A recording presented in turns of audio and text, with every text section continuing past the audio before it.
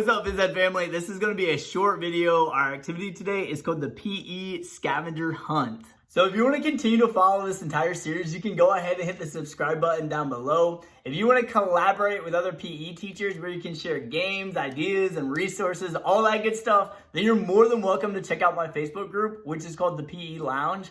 And then lastly, if you want the write-up of any of these activities where all you have to do is copy and paste them into your own lessons, then please feel free to check out my website, which is called pewithmrg.com.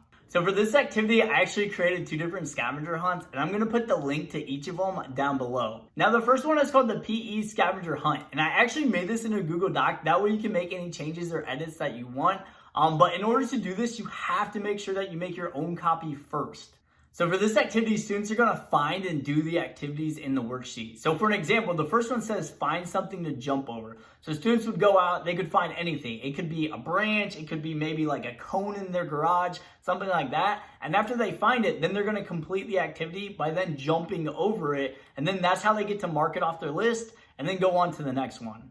As you can see on the worksheet, I listed a lot of these PE challenges at the top half, and then the bottom half, I saved more for your traditional scavenger hunt challenges, such as like finding birds' nests, 3-leaf clovers, and things like that.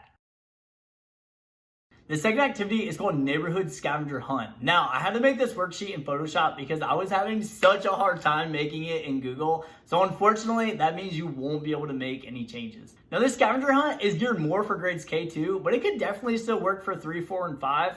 What your students are gonna do is they're gonna walk either in their neighborhood or a park with their family with their worksheet. And then as they find the things that are listed, all they have to do then is color them in. So that's it. I hope you guys like it. Please let me know. Thank you again so much for watching.